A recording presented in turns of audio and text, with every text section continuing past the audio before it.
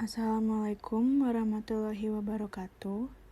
We are from Telecommunication Group will explain the paradigm of PT Telekomunikasi Indonesia as one of the telecommunication industries in Indonesia. There are government policies of telecommunication industry, market structure of telecommunication industry in Indonesia, brief information of PT Telekomunikasi Indonesia, its conduct, and its performance to be discussed. Government policy. The 1934 Communication Act created the Federal Communication Commission or FCC. The FCC was initially established to control the government monopolies in radio and telephone, such as AT&T of that day. In the decades that followed, the FCC evolved as a special interest vehicle of interest telecom companies, much like the Interstate Commerce Commission before it. In 2014 and 2015, the Obama administration pushed to use the FCC as a weapon against major internet providers. The US government then proposed and eventually passed a rule called net neutrality to reclassify broadband internet access as title to our common carrier in 2015. The move made it unlawful for large internet services providers to deliberately speed up or slow down traffic to and from websites based on business preference or user demand. In other words, traffic should be treated indiscriminately. This decision also meant that broadband providers were no longer able to provide different services or charge different fees to users or creators of web content. The DC Circuit's Court of Appeals upheld the FCC plans to repeal most of the provision of net neutrality in October 2019, but came short of blocking states from adopting open internet rules. In response, many states responded by introducing their own net neutrality legislation.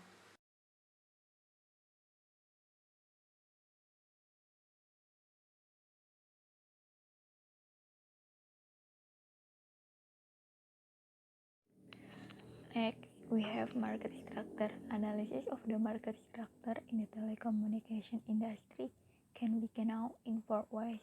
The first, the number of market share. The second, the ratio of the four largest companies or CR4. The third, product differentiation. And the last, the scale of market barriers. As you see here, are the four ways to know market structure of telecommunication sectors in Indonesia.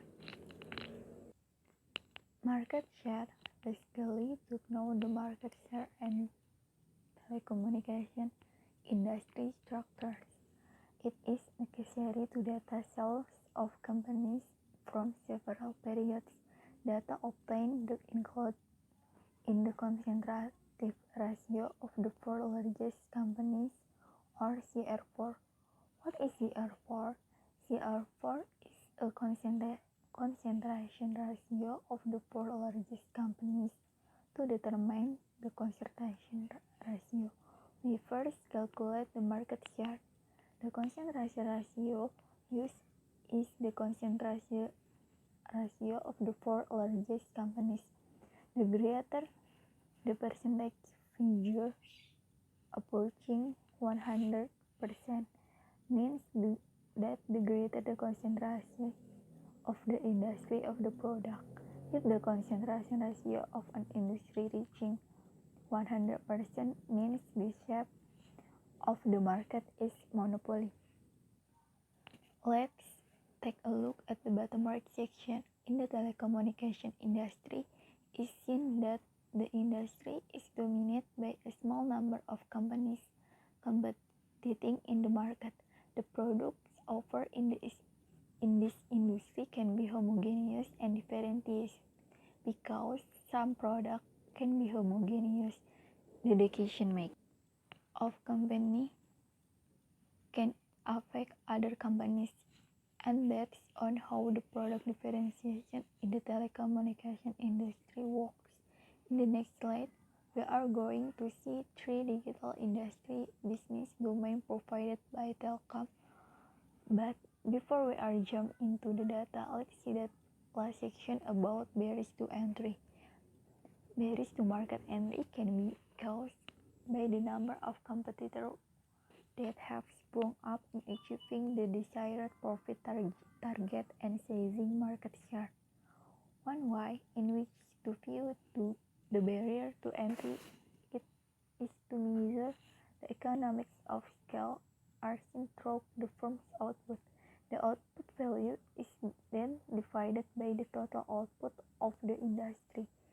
This data is referred to as the minimum efficiency scale of MES.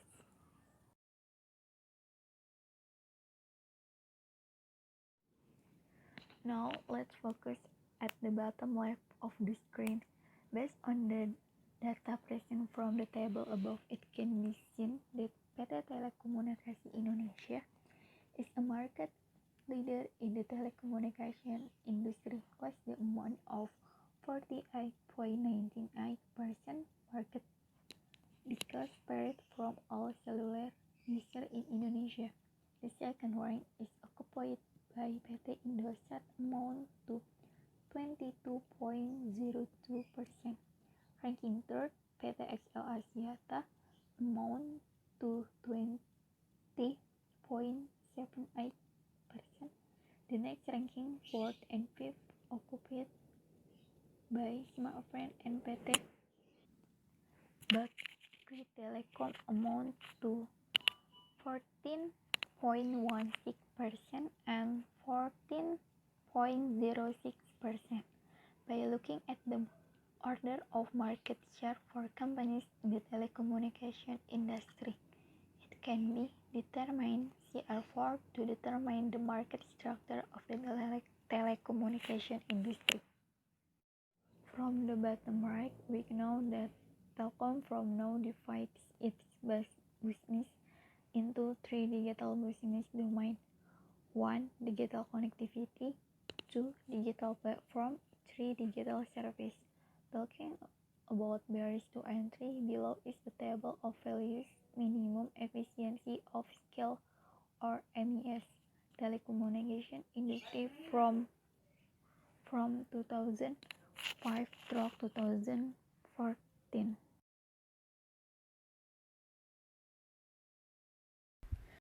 Move on to the next slide. Does anyone wonder where's the history of the one biggest telecommunication industry in Indonesia? Telephony services had been introduced to Indonesia in 1882 by privately owned companies under a 25-year government license.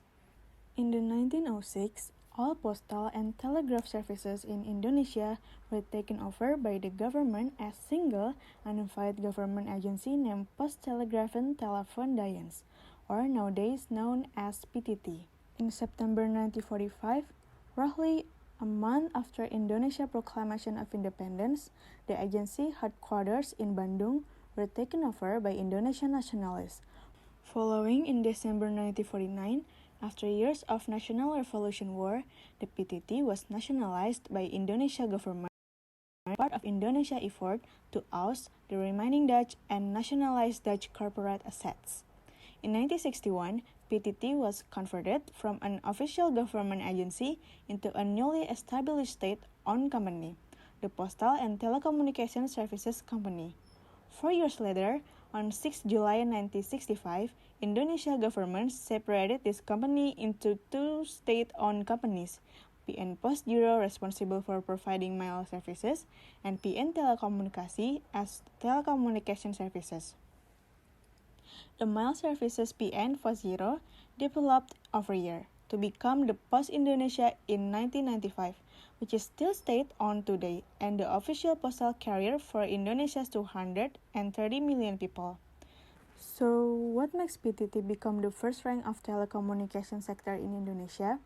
Telkom Indonesia is the only Indonesia company included in the global list of 500 most valuable brands. According to the 2019 Brand Finance Global 500 list, with a brand value of $4,615 billion, scored 85.54 in Brand Strength Index, with a AAA in brand rating. With data that has been explained in the second page, we all know PT Telkom owns the most number of subscribers in Indonesia, hence why it got the first rank. Okay, the next slide is conduct. Firm conduct is both of independent interest for researcher or to detect collusive behavior, characterize conduct of non-profit firm, or determine the competitive effect of horizontal ownership, and a fundamental input into structural models of imperfectly competitive market that are used to evaluate policy in many realms. There are three aspect strategies in PT Telkom.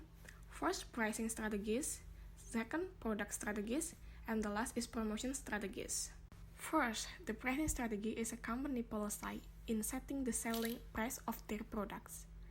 Because the telecommunication industry is in oligopoly competitive structure, companies in the telecommunication industry have the opportunity to set price more easily. The second is product strategy. Product strategy is carried out so that the company produce quality products in order to increase company profits. In this strategy, innovation in product is very important because several factors needs and want from service user, so that product innovation is very important. And the last is planning or activities of an organization or company in order to achieve goals so that the desired goals can be realized. The strategy most widely used by companies in the telecommunication industry is through advertisement using both print and electronic media.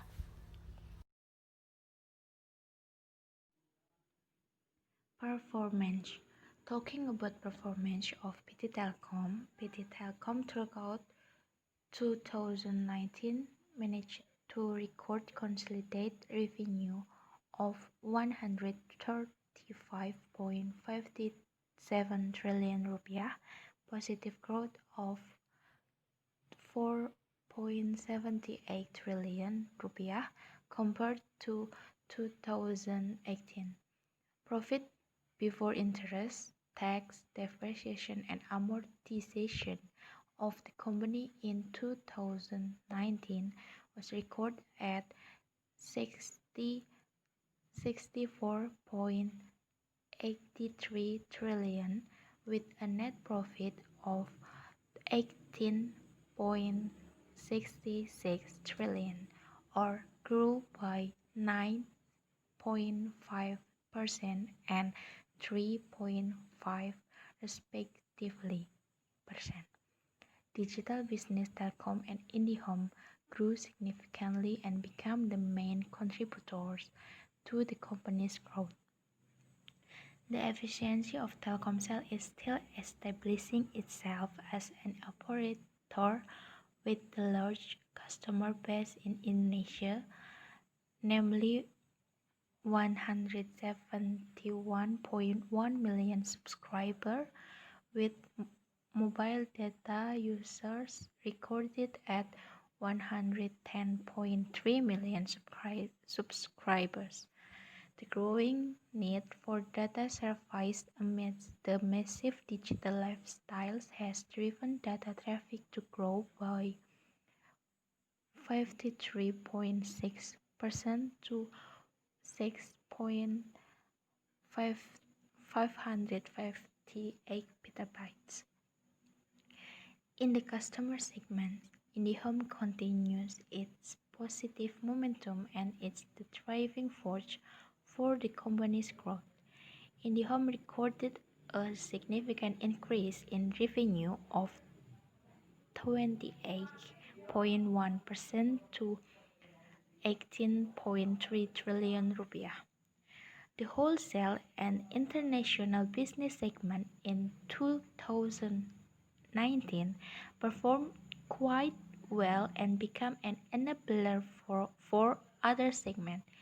In this segment, Telkom provides service to telecommunication operators, internet service providers, and digital players, both domestic and global.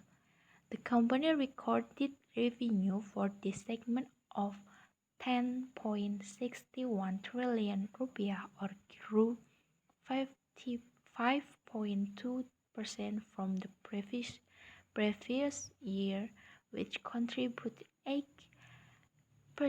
to the consolidated income.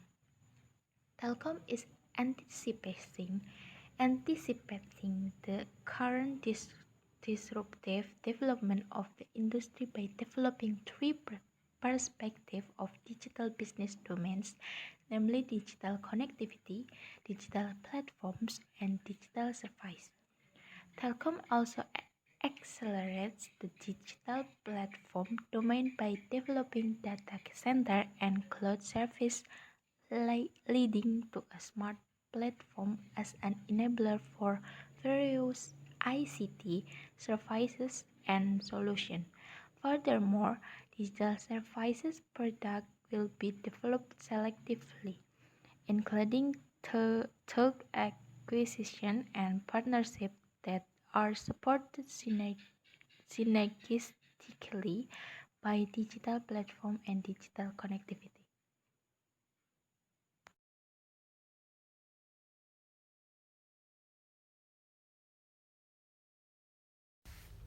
Yeah, we have finished presenting the material about PT Telkom.